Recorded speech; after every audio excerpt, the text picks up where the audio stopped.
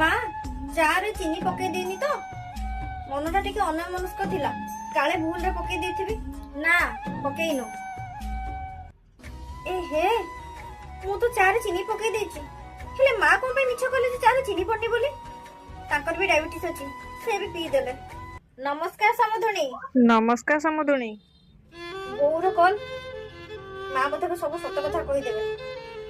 ବୋଉ ଏବେ ମୋ ଉପରେ ଖରାପ ଭାବିବ। ସମୁଦୁଣୀ ଝିଅ ଠିକ ଠାକ ଘର ଚଳେଇ ପାରୁଛି ତ? ହଁ ହଁ ସମୁଦୁଣୀ ସିଏ ଭଲସେ ଘର ସମ୍ଭାଳୁଛି। ସିଏ ବାହା ହେଇକି ଆଇଲା ଦିନଠୁ ମୋର ଆଉ ଘର କାମ ପ୍ରତି କିଛି ବି ଟେନସନ ନାହିଁ। ଏତିକି ଶୁଣିକି ବହୁତ ଶାନ୍ତି ଲାଗିଲା, ଖୁସି ବି ଲାଗିଲା। ରହୁଛି ସମୁଦୁଣୀ। ରଖନ୍ତୁ। ଆପଣ ମିଛ କାଇଁ ବୋଉକୁ କହିଲେ ଯେ ମୁଁ ଘରର କାମ ଠିକ ଠାକ କରୁଛି ବୋଲି? ଆରେ ଏତିକି ବୁଦ୍ଧି ତ ସବୁ ଶାଶୁମାନଙ୍କ ପାଖରେ ରହିବା ଦରକାର ଯେ ଘର କଥା ଘରେ ରହିଲେ ହିଁ ଭଲ। ଏମିତି କିଛି କଣ ଥାଏ କି ଜନ୍ମ କଲା ମା ସବୁ କିଛି ଶିଖେଇକି ଶାଶୁଘରୁ ପଠେଇବ? ଆଉ ଗୋଟେ ମା ଶାଶୁଘରେ ଥାଏ ଯାହାର କର୍ତ୍ତବ୍ୟ ବୋହୂକୁ ଝିଅ ଭଳିଆ ଭାବିକି ସବୁ କାମ ତାକୁ ଶିଖେଇବ। ବୁଝିଲୁ? ମା ଆପଣଙ୍କ ଭଳିଆ ଶାଶୁ ଭାଗ୍ୟରେ ଥିଲେ ମିଳନ୍ତି ଯିଏ ବୋହୂକୁ ଝିଅ ଭଳି ଦେଖନ୍ତି।